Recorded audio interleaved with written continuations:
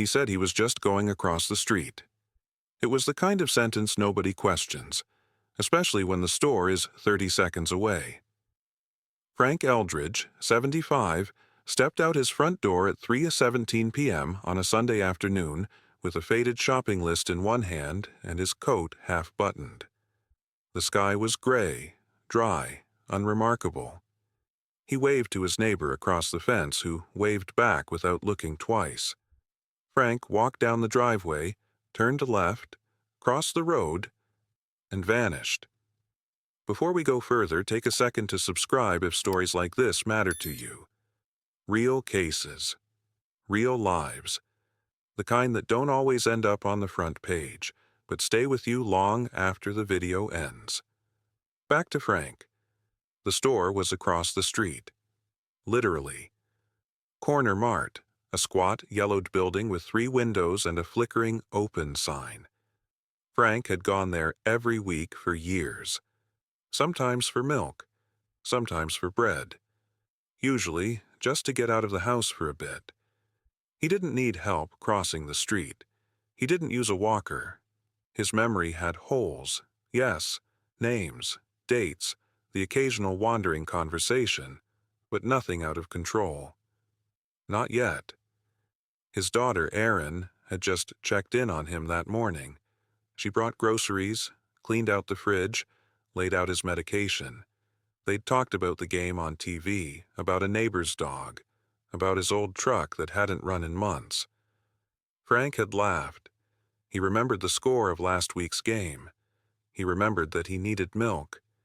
He even pointed across the street and said, "I'll grab some later." There was no slur in his voice, no confusion in his eyes.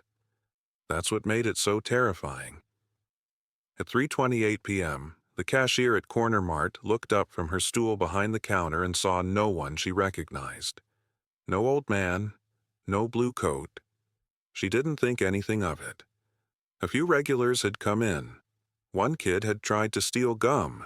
Just a day like any other. At 3:45 p.m., and the neighbor across the fence went to bring in her laundry.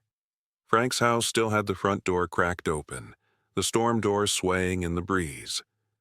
At 4:02 p.m., Erin called to check if he needed anything else. No answer. At 5:14 p.m., she was back on his porch, knocking louder than she ever had before. The police were notified just after 6 p.m. Elderly man, mild dementia, walked out to the store and didn't come back, the report would say. They checked the store first. Cameras above the counter showed Frank walking in at 3:18. He browsed the milk aisle, looked at a display of canned soup. Then he turned and walked out, empty-handed. Maybe he forgot what he came for, someone suggested. Maybe he got distracted. But no one could explain what happened next. He didn't return home. He wasn't caught on any of the other street cameras. He didn't board a bus. He didn't call anyone. No sightings, no clues. Just gone. By morning, flyers were already going up. Local news ran the story. Volunteers formed a grid around the area. Wooded trails, drainage ditches, backyards, alleyways. Dogs picked up nothing. His phone was still on the kitchen counter, plugged into the charger, untouched. His wallet was missing, but not the way it would be if someone had stolen it. His coat was zipped all the way up. It was as if he had simply walked on. The neighborhood's theories grew weirder by the hour. Some said he wandered into the woods and got lost. Others said maybe someone had picked him up. A few, quietly, began to wonder if he had meant to disappear. But Erin knew better. Her father was forgetful, but not reckless. He'd raised her alone after her mother passed. He cooked his own breakfast, paid his bills, still argued about politics at dinner. His world had been shrinking in the last 2 years, yes. Some days he repeated himself. Some days he got tired too quickly. But the look in his eyes, steady, kind, stubborn, it was still there. It had always been there. The detective assigned to the case, a weary man named Pollard, had seen dozens of these cases before. "It's always the same," he said quietly, "until it isn't." They canvassed bus stations, hospitals, homeless shelters. Nothing. 6 weeks in, the posters started to peel at the corners. Aaron kept replacing them. The news moved on. Tips slowed to nothing. The official case file was marked open, inactive. But Erin didn't stop. She wrote letters, shared Frank's story on social media, traveled to nearby towns. She found a retired postal worker who thought he saw a man like that near the highway. Another claimed he served him coffee at a diner upstate. None of it led anywhere. No confirmed sightings, no footprints, no closure. The truth was, no one disappears into thin air. But Frank Eldridge had come dangerously close. And the most haunting part? The only thing left behind was silence. In the weeks that followed, Erin developed rituals she never thought would become part of her life. She would drive the same 5-mile loop every morning, starting from her father's house, tracing the outer edges of the neighborhood, the side streets, the industrial backlots. She looked under bridges, down alleys, behind dumpsters. She stopped at convenience stores and asked the same question. "Have you seen this man?" Most said no. A few took the flyer politely. No one ever called. Detective Pollard kept in touch during the first month. He was pragmatic, maybe even kind in his own way. "Cases like these," he said once, "we catch something in the first 48 hours, or it gets thin." Erin didn't want to hear that. She listened anyway. She took notes. She stayed polite. But every conversation ended the same way. No updates. Nothing new. By week 5, the police presence had dwindled. The media moved on. The initial buzz around the story, "Elderly man vanishes without a trace," had been replaced by local politics and a string of car burglaries. Only Erin stayed in motion. She refused to call it closure. She refused to stop. She hung flyers at interstate rest stops, left copies at hospitals 2 counties away. She joined Facebook groups for missing persons, submitted his name to national registries. One night, she found a forum where people traded stories about lost relatives, runaways, drifters, people who had just walked out. The more she read, the more she realized how many were never found. Sometimes at night, she'd sit in his house, her house now, technically, and just listen to the silence. She kept his chair in the same place, didn't change the calendar, didn't throw away the half-full bottle of milk still sitting in the fridge. She called his name once, out loud, just to see how it felt, the way his name hung in the air, hopeful, stupid, hollow. Meanwhile, 50 miles away, Frank Eldridge was still walking. He didn't know how long he'd been out. He didn't keep track of days. But something inside him, some muscle memory, some leftover instinct, kept his feet moving forward. He didn't remember his house, or the store, or the list in his pocket. Somewhere between one step and the next, it had all faded. The world, for him, had become shape and weather and distance. Trees, signs, concrete. He slept in places that didn't ask questions.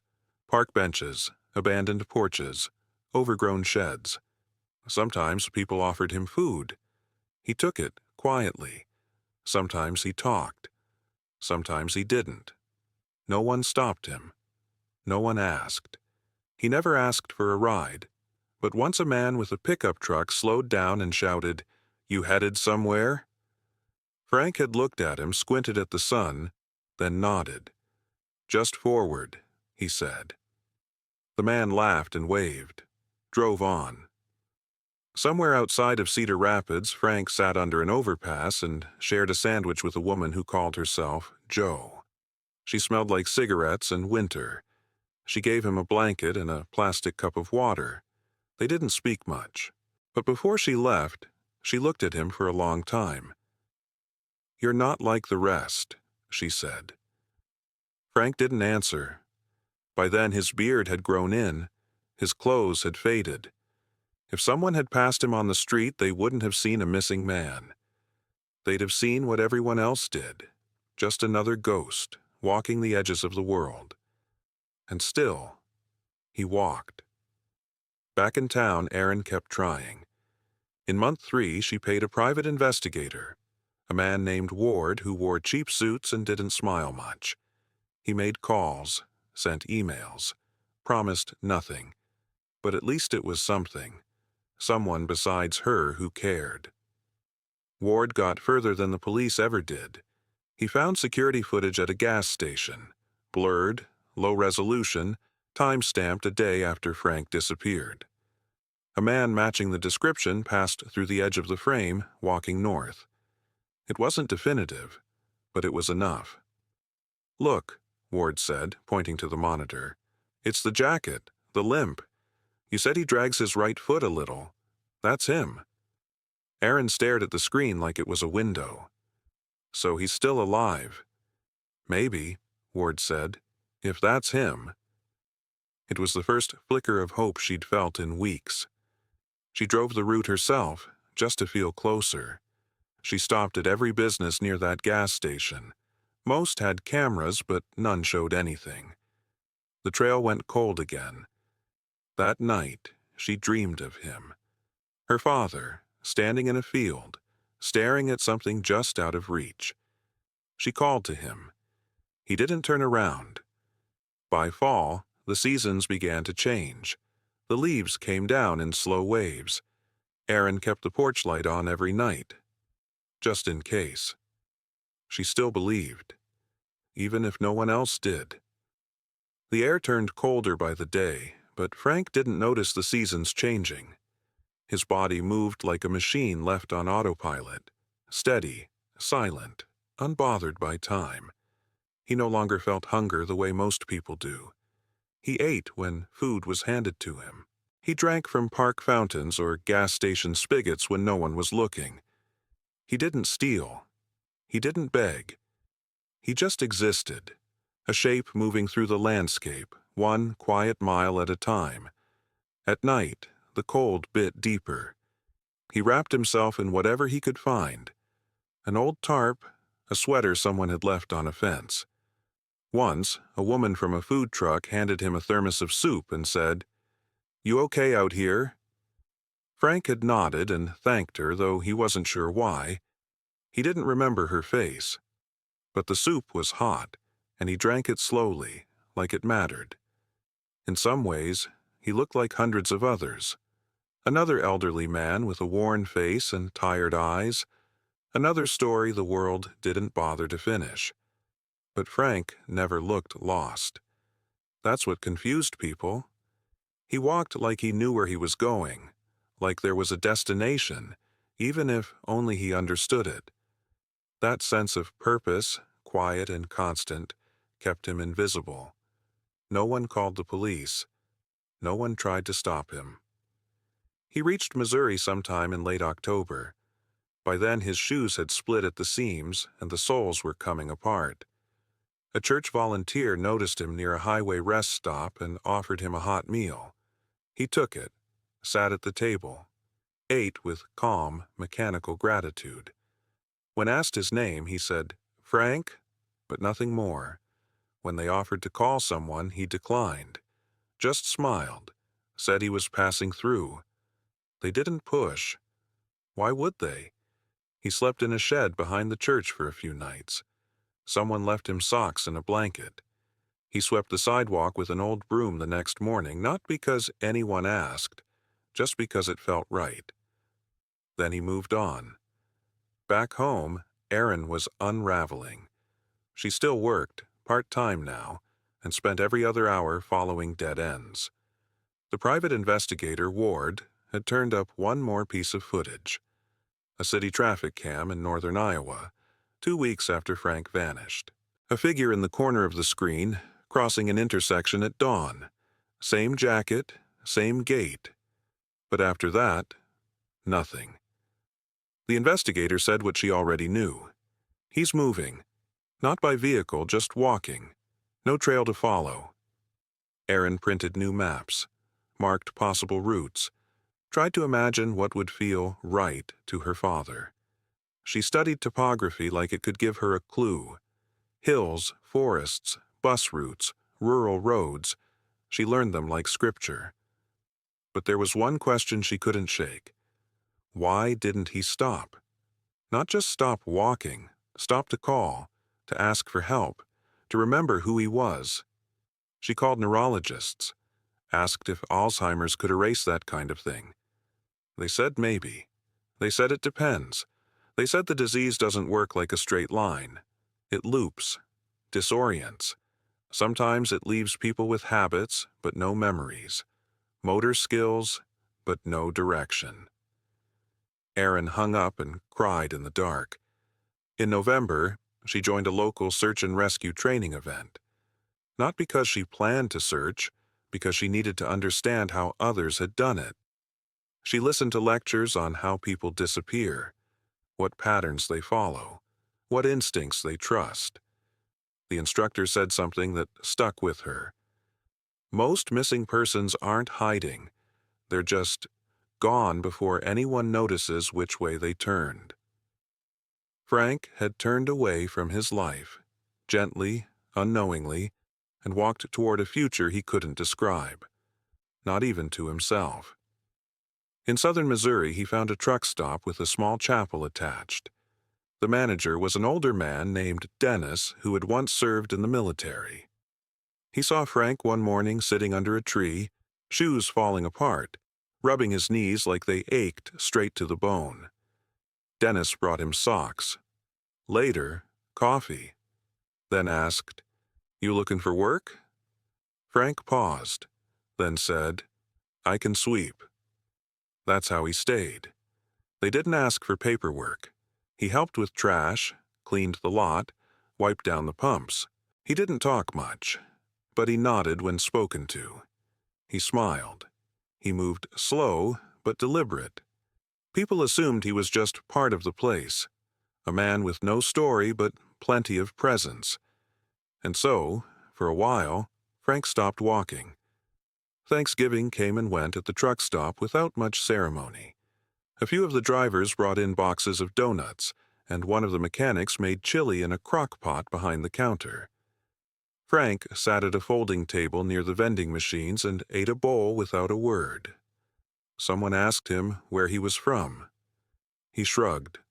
"Back east, I think." The others didn't press. People came and went around that place all the time. Names didn't stick, stories were optional.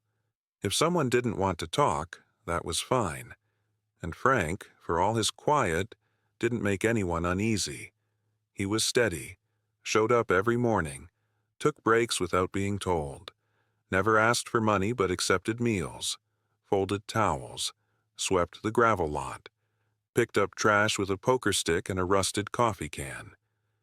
Dennis let him sleep in the back room where they kept the old parts, a space barely bigger than a closet with a cot, a lamp, and a fan that buzzed like static. Frank didn't complain. At night, he laid still and stared at the ceiling. Sometimes, just before sleep took him, he would murmur something to himself. Not words exactly, fragments, pieces of days he couldn't place. Was supposed to be quick. Just the store. She said she'd be back around 5. Dennis once heard him through the wall. He didn't mention it. At some point, Frank started whittling small shapes from spare blocks of wood, figures that looked like people, or animals, or nothing at all. He'd line them up outside the door. Most days, he gave them away. A girl waiting with her father in the cafe got a tiny bird. A tired woman in a delivery uniform took a crooked heart. Frank never said why. He just smiled and handed them over like it was his job. He didn't know what day it was, didn't know what year, but his hands kept moving. Meanwhile, Erin had reached a kind of numb rhythm. She kept her job barely, paid bills barely, ate, slept, and talked to almost no one except Ward, the investigator. He checked in every other week now, usually with no news. "I've hit everything from Des Moines to Kansas City," he told her. "No DMV hits, no hospitals matching. If he's out there, he's either flying completely under the radar or someone's watching out for him." That phrase, "someone's watching out," sat with her longer than it should have. She started researching homeless shelters, soup kitchens, roadside churches, sent emails, made calls. "Have you seen this man?" She tried a new photo. Not the one from his license, not the smiling shot from 5 years ago. A newer one. Candid. The kind of image someone might actually recognize. She got a response from a shelter near Springfield, Missouri. The woman said she'd seen a man who looked close months back. Quiet, older, helpful even. Said he left after a few days. Didn't say where he was headed. Didn't seem confused, just drifty. Erin mapped it. The line on her screen now stretched hundreds of miles southwest. If that was him, it had been 4 months, and he could be anywhere. On a Wednesday in December, just after sunrise, Frank stood by the propane tank behind the truck stop, watching the sky shift colors. He had a habit now of waking early, always before anyone else. He liked the air before the engines started up, before the highway turned back into noise. Dennis walked up beside him and handed him a coffee. "You sleep?" Frank shrugged. "Think so." They stood there for a while, neither saying much. "You ever think about going somewhere else?" Dennis asked. Frank blinked. "I think I already did."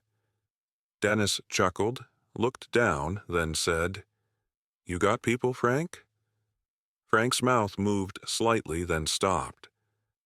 "I think I used to," he said, "but they're probably fine." Dennis didn't ask more, just nodded.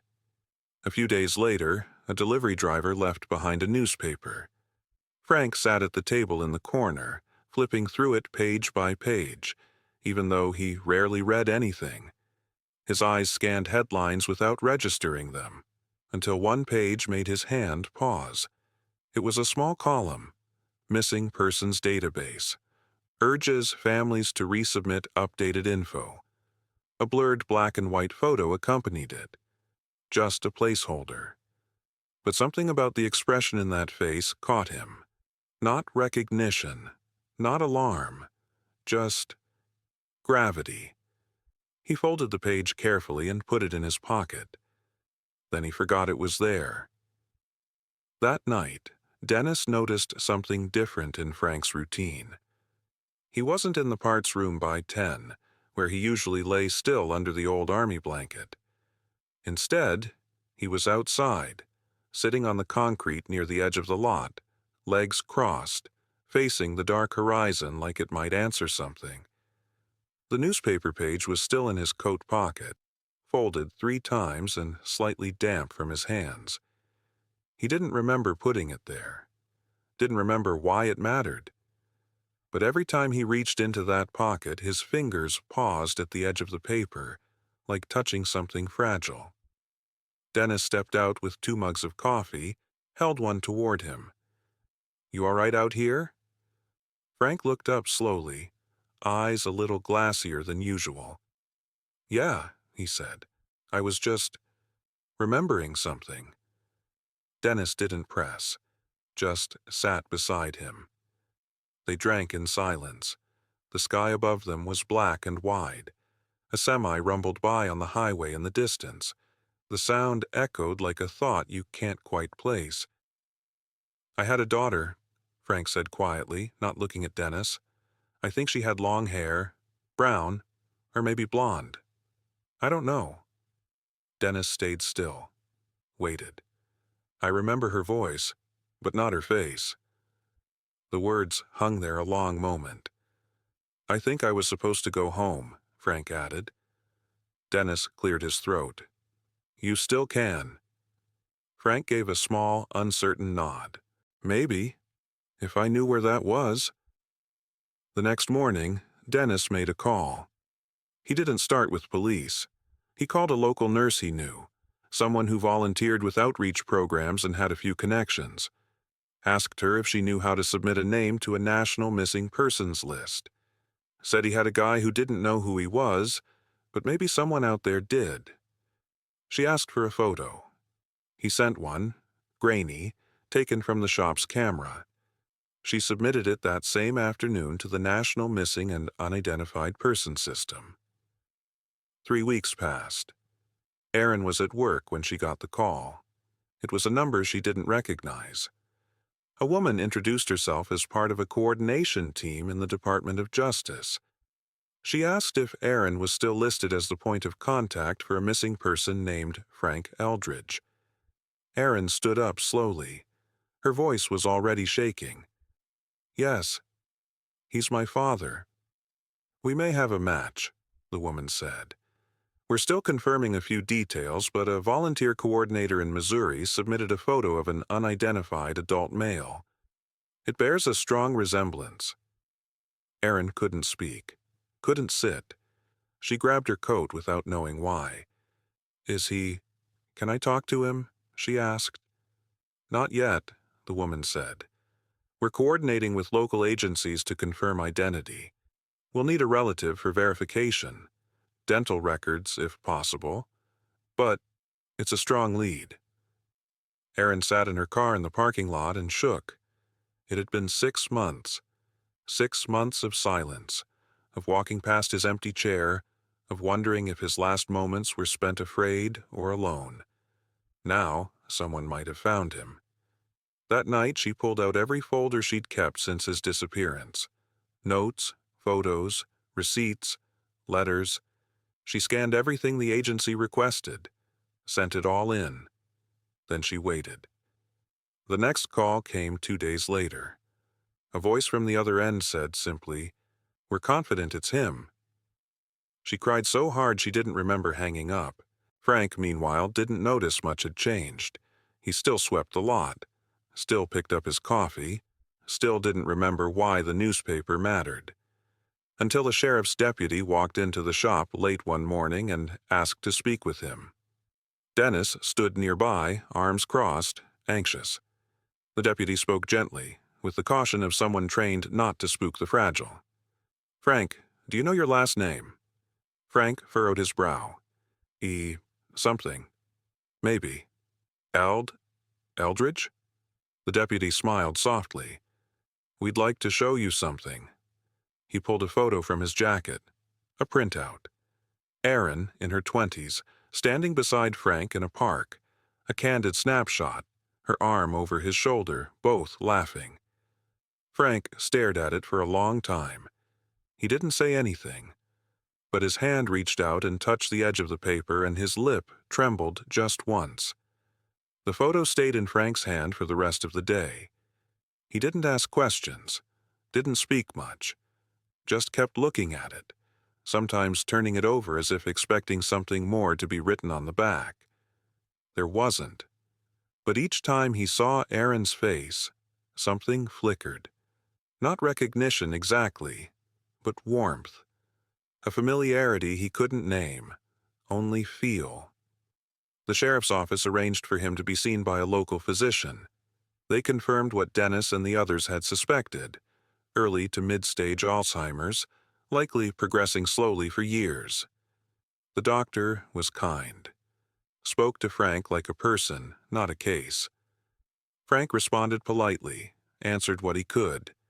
Some things he got right, the season, the year. Other things came out blank. Where he lived, whether he had family, his own age. They didn't press. The goal wasn't to interrogate, just to document. Later, in the quiet of the exam room, Frank asked a question no one expected. "Did she find me?" The nurse looked up. "Who?" He tapped the photo on the table. "She was looking for me, wasn't she?" "Yes," the nurse said gently. "She never stopped. Back in Iowa, Erin was already on the road. She didn't wait for flights or red tape. She packed an overnight bag, printed directions, and started driving south. Her hands trembled on the steering wheel for the first 2 hours. Then something steadied her. Maybe exhaustion. Maybe the weight of hope finally becoming real. She tried not to think too far ahead. She knew what Alzheimer's could do. She had read the articles, joined the forums, talked to caregivers who had watched their loved ones forget their own names. She prepared herself for the possibility that he wouldn't recognize her, that the man she had grown up with might be gone in everything but form. But none of that mattered. He was alive, and she was going to see him. Frank stayed at the sheriff's office overnight, not in a cell, but in a quiet room with a cot and a window. They brought him dinner, checked in every hour. He didn't complain, said thank you every time someone entered. At some point, they offered him clean clothes, a soft gray sweater, loose slacks, new socks. He put them on carefully, folding his old clothes as best he could before setting them aside. The next morning, he asked for a comb, smoothed his hair with slow, deliberate strokes. Around 9 a.m., Aaron's car pulled into the lot. Dennis was there. So was the deputy. A couple of staffers stood at a respectful distance, uncertain whether to watch or look away. She stepped out of the car slowly, her eyes red from the road, hands tight at her sides. Frank was sitting in a plastic chair near the door. He looked up as she approached. For a moment, there was nothing, just a long silence. Then, very softly, he said, "You changed your hair." Erin's knees buckled. She crouched in front of him, hands covering her mouth as tears spilled down her cheeks. He didn't reach out, just watched her. "You're real," he said. She nodded. "It's me, Dad," she whispered. He nodded once, slowly. "I knew you'd come." She didn't correct him, didn't say how long it had taken, didn't say how close he'd been to disappearing forever. She just took his hands in hers and held them tightly, like grounding him to this moment. For the next hour they sat there together. She talked. He listened. Sometimes he closed his eyes. Sometimes he smiled at things he didn't fully understand. But he never let go of her hand. When she finally asked if he wanted to come home, he looked away. "Is that where I'm from?" She swallowed. "Yes." "Then okay," he said. She helped him into the car, buckled his seatbelt like a child. He didn't resist. Before they pulled away, Frank turned once more to Dennis, who had stayed on the edge of the lot. "Thank you," he said. Dennis raised a hand in goodbye. The car pulled out onto the road, headed north. And just like that, Frank Eldridge was no longer missing. The drive from Missouri to Iowa stretched over 7 hours, but to Erin, it felt like a lifetime collapsed into miles. She had rehearsed this in her mind 100 different ways. What she would say, how he might react, how she'd explain everything he'd missed. But now, with her father sitting quietly in the passenger seat, the weight of it all settled into her chest like a stone. Frank didn't ask questions. He stared out the window most of the ride, his gaze drifting from the road to the endless flatness beyond. Snow patches in the fields, utility poles ticking past in rhythm. Once they passed a truck stop, and he lingered on it for a moment, as if something there itched at his memory. But it passed. At one point he said, "You changed your hair." Erin smiled despite herself. "Yeah, a while ago." That was all. Silence returned. It wasn't uncomfortable, not exactly, but heavy in a way only silence between family can be. She glanced at him every few minutes. His posture had changed. Shoulders more stooped, skin drier, more weathered. The kind of wear that doesn't come just from aging, but from being outside, being forgotten. She wanted to ask him if he was cold, if he was hungry, if he remembered her at all beyond flickers. But each question felt too sharp, too risky. Instead, she drove. They reached the city limits a little after 6. Streetlights blinked to life. The edges of buildings were wrapped in frost. Frank sat up slightly when they passed the grocery store across from his old house. He didn't say anything, but his eyes followed it as they turned the corner. The porch light was on when they pulled in. Erin had left it that way every night since he disappeared. She helped him out of the car slowly. He didn't resist, but there was hesitation in his steps. Not fear, something quieter, as if unsure whether this return was really meant for him. Inside, nothing had changed. She'd kept it all the same, down to the blanket draped over his armchair, the framed photo of them from 10 years ago on the side table, the stack of crossword books he used to forget halfway through. She led him into the living room, let him take it in without saying a word. Frank stood in the doorway, scanning slowly. His eyes landed on the chair first, then the bookshelf, then the coat rack by the door. Each detail seemed to bring something to the surface, but not fully. He furrowed his brow. "I've been here before," he said quietly. "Yes," Erin said. "This is your house." He didn't respond, just stepped forward and lowered himself into the chair. His body settled like it remembered the shape, even if his mind didn't. She sat across from him and waited. After a few minutes, he looked up. "I thought I was just going to the store," he said. The words hit her like a sudden wind. "You were," she said, her voice cracking. "You were going for milk." He nodded slowly, as if trying to connect two ends of a frayed rope. "I must have taken a wrong turn." "You did," she whispered, "but we found you. That's what matters." Frank was quiet again. Then he looked at her. Really looked, like he was studying her for the first time. "You remind me of someone," he said. She didn't cry. Not yet. She smiled, soft and steady. "I get that a lot." That night she made him tea, set up the guest room because she wasn't sure how he'd react to the master bedroom. He didn't resist, didn't question, just followed her, drank the tea, folded into the blankets like a man used to adapting. But sometime after midnight, she woke to find him standing in the hallway, staring at the front door. "You all right?" she asked. "I didn't finish the walk," he said. "You don't have to," she replied. He nodded. Still, he stood there for a long while before returning to bed. Over the next few days, Erin built a new kind of routine. Simple meals, gentle reminders. She kept his schedule loose. Too many instructions made him tense. When she spoke, she used calm tones, short sentences. If he asked where he was, she told him. If he forgot what day it was, she'd say it without making it a correction. And Frank began to settle. Not like before, not like he remembered who he was, not completely. But his eyes stopped darting as much. He stopped waking up at odd hours. He started spending more time by the window, watching the street, watching the store. She caught him one afternoon scribbling something in an old notebook. A list. "Bread, milk, eggs," he wrote. She looked over his shoulder. "Planning a trip?" Frank glanced up. "I think I already went." Later, when she opened the fridge, she saw it was already stocked with everything on the list.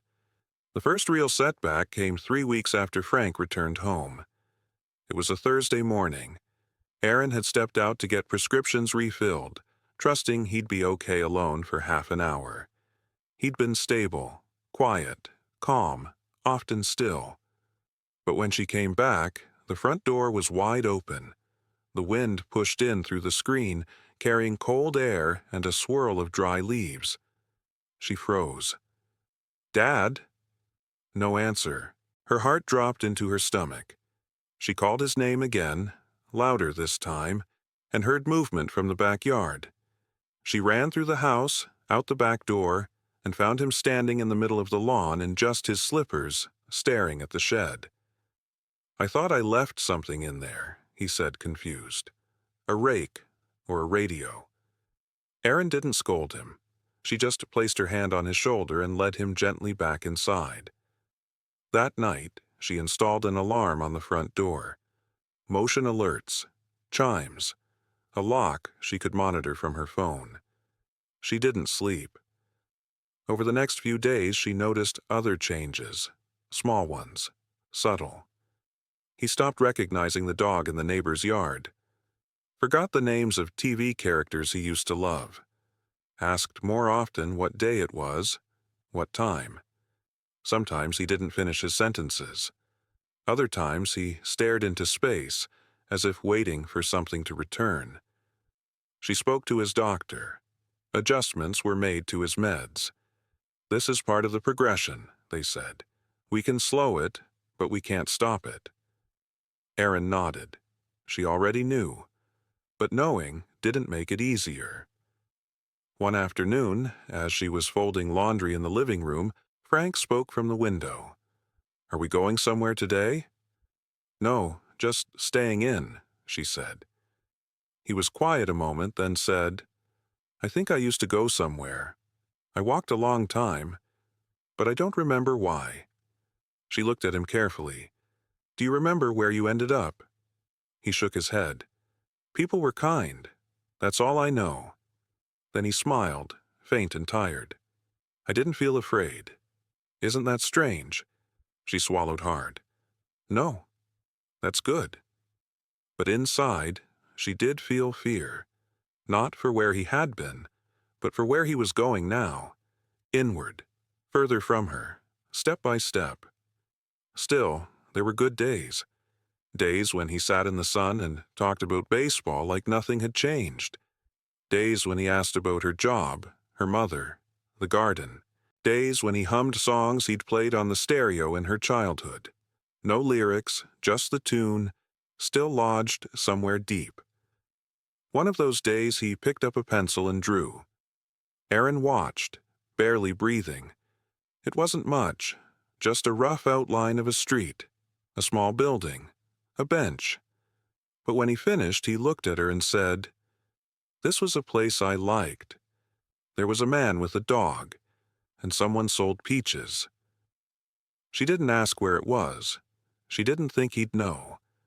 But she pinned the sketch to the fridge anyway, right next to the shopping list he'd once rewritten on instinct. In late March, the state contacted her about his case. Since Frank had been found, his name had been added to several internal reports, for tracking, for statistics, for protocol. A representative called and asked if she'd be willing to meet with a social worker for a follow-up. "Some families prefer privacy," the woman said. "Others want the chance to share what they learned." Erin hesitated, then said yes. The woman who came was young. Gentle voice, sat with a notepad on her lap, asked thoughtful questions. "What do you think helped him survive?" she asked. Erin thought a long time. "Maybe the way he was raised," she said. "He didn't take more than he needed, didn't push people away. He just kept going. And I think kindness made up the difference." The social worker wrote that down. Later, when Frank had gone to bed, Erin asked herself a question she hadn't dared to before. Would he stay? Would his mind let him stay? That night, Frank woke once, stood in the hallway but didn't open the door. He simply looked at it, then turned back and returned to his room. Erin watched him from the top of the stairs. For now, at least, he was still here. Spring brought warmth back to the house, and with it, a kind of quiet rhythm. Frank had taken to sitting outside in the mornings, wrapped in an old sweater, watching the birds collect bits of string and straw. Erin would bring him coffee, always the same way. 1 sugar, no cream, and he'd nod in thanks, even when he forgot whether he'd asked for it. Some days he spoke more, some days not at all. But his presence, still and unhurried, filled the space like weather, sometimes cloudy, sometimes clear. He no longer asked where he was, but he also stopped calling it home. It was just here, sometimes this place. Once, after waking from a nap, he asked if he'd been here long. "Almost a year," Aaron said gently. He blinked, surprised. "That can't be right." She didn't argue. Every few weeks, Aaron took him to the doctor. Checkups, scans, questions that never changed. The disease was progressing, but slowly. His body remained strong. His appetite was good. But memory, orientation, identity, all of it drifted further with time, like a boat pulling from shore. One afternoon, while Aaron was sorting mail, Frank approached holding something in both hands. His eyes were wide, unsure. "I think I found this," he said. It was a photograph, one of the prints she'd used for the flyers back when he disappeared. A copy she hadn't realized was still in the drawer. His own face stared up at him from 6 years ago. "Do you know him?" he asked. Aaron paused, met his eyes. "That's you, Dad." He looked again. "I thought so, but I wasn't sure." Then quietly, "He looks like he had somewhere to be." She nodded. "He did, but he made it back." Frank turned the photo over, found nothing written, slipped it into his pocket like it might still be useful. That night, he didn't sleep well. Aaron heard him pacing once, muttering to himself. She found him in the living room at 2:30 a.m., staring at the door. "Can't sleep?" she asked. "I keep thinking I forgot something." "You didn't." He nodded, but didn't look convinced.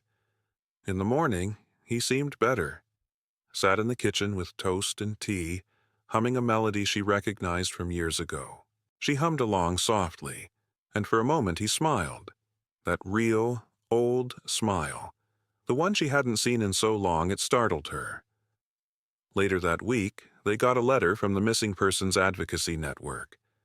Someone had submitted their story anonymously. It was published in a national quarterly journal under the title "The Man Who Kept Walking." Aaron didn't write it. She suspected Dennis might have. The story was simple. A man left home to buy milk and disappeared for 6 years, walking across states, surviving on instinct and kindness. The last line read, "Some people get lost and don't know it. Others know they're lost and keep going anyway. And some, like him, do both, until someone who loves them brings them back."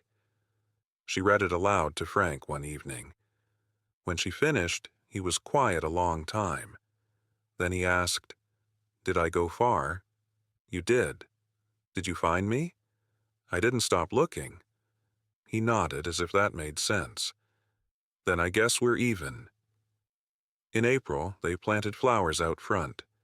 Frank knelt slowly in the dirt, pressing marigold seeds into the soil. He didn't know their names. He didn't ask. But he worked with care, pressing each one in like it meant something. That evening, a neighbor dropped by, Mrs. Hall from 3 doors down, who used to bring him soup during flu season. She hadn't seen him since the year he disappeared.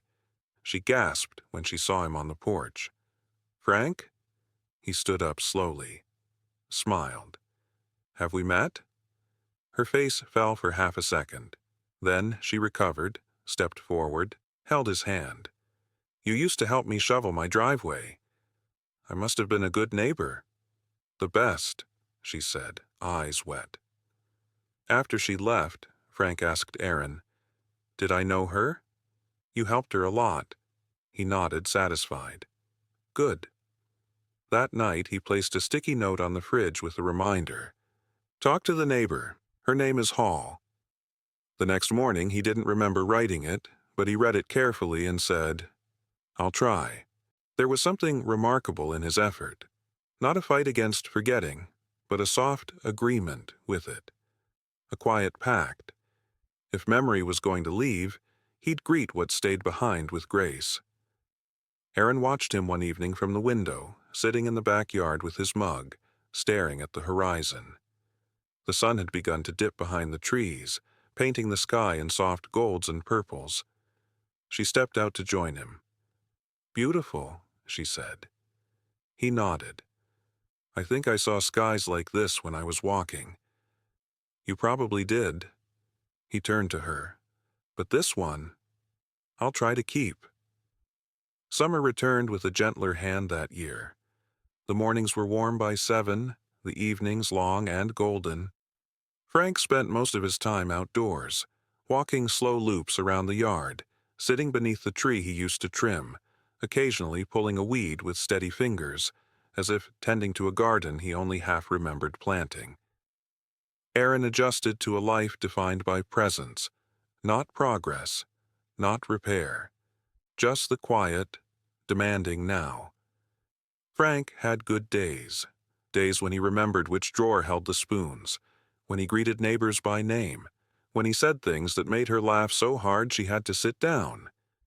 And then there were the other days, when he forgot where the bathroom was, when he asked if she was the nurse, when he sat in his chair for hours, eyes open, staring into a space no one else could see. She learned not to chase the good days and not to fight the bad ones. One Sunday morning, she found him in the kitchen wearing a suit jacket over his pajamas. "Going somewhere?" she asked.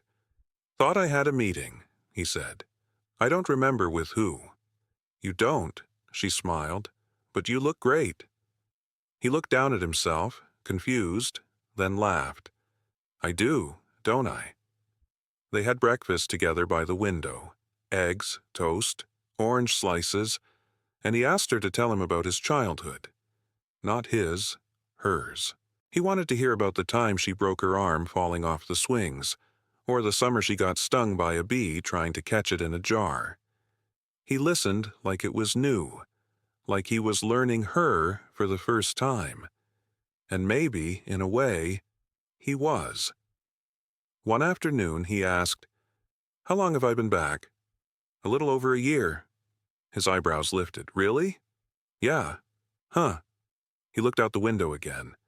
"Feels like I never left, but also like I was gone forever." "You were," she said, "both." In August, she organized a small gathering, just a few people, neighbors, the detective who'd helped her in the early months. Dennis drove in from Missouri, brought pie, hugged Frank carefully like he might break him. Frank didn't remember him, but when Dennis handed him a small carved bird, something he'd found in a drawer at the truck stop, one of the little figures Frank had whittled, he held it for a long time. "I made this?" he asked. "You did? Well, not bad." They laughed, ate in the backyard. The sun dipped lower. The wind moved through the trees. It was the kind of afternoon Frank would later forget completely, but Erin wouldn't. In September, she framed one of his drawings, the street with the bench and the woman selling peaches. She hung it in the hallway. Frank passed it sometimes, paused, touched the edge. "I've been there," he'd say. She never corrected him, never asked if he knew it wasn't real. Maybe it was. In his world, maybe it had been. As fall crept in, the memory loss deepened. He no longer read the newspaper. He often forgot what year it was and sometimes thought Erin was his sister, or a neighbor, or a nurse. But he was peaceful, never angry, never scared.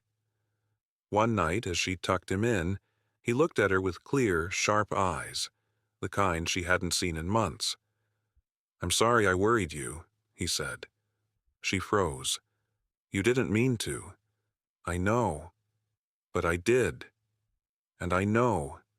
You never stopped looking." "No," she whispered. "Never." He nodded. "That's the part I remember." She kissed his forehead, turned off the light. Later, as she lay in her own bed, she let the tears come.